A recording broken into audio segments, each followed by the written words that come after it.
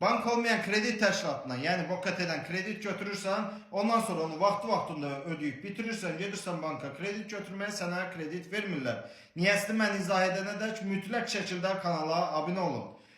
Deməli, provisions deyilən bir şey var. Bank baxır ki, sən gedib BOKT-dən 300%, 500% ilə kredit əldə etmirsən. Yəni sənin vəziyyətin gör nə qədər ağır olub ki, sən BOKT-yə üz tutmursan. Baxın, provisions nədir? 10.000 manat məsələn sizə kredit verir. Orada mümkün zərərlər üçün yaradılmış məqsədli ehtiyata bank pul ayırmalıdır.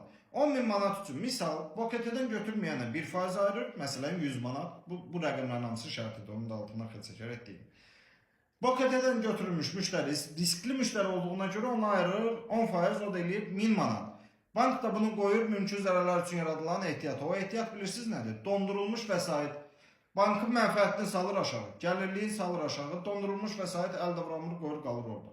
Qardaş, banka lazımdır. Bank da deyir ki, mən 10.000 manat vermədim ki buna. Ücə vermiş oldum 11.000 manat. 10%'da dondurdum axı. Ona görə də bank olmayan kredit təşkilatlarından kredit götürənlərə kredit vermir. Niyə? Riskli müştərisiz ona görə. İndi deyəcəklər ki, banka gedirik, bankda vermirlər. O, başqa mövzudur. Axşam onda da danışarıq. Siz hansı boktan sonra hansı banka müraciət eləmisiniz, verməyiblər?